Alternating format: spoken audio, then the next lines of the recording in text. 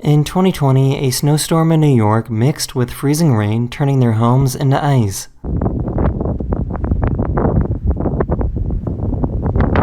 In June 2020, a massive landslide took place in Norway and went into the sea.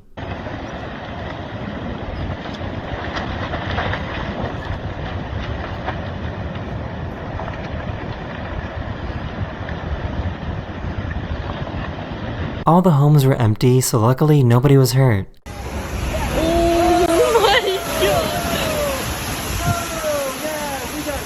In 2022, Puerto Rico had flooding that was so severe that it destroyed this bridge.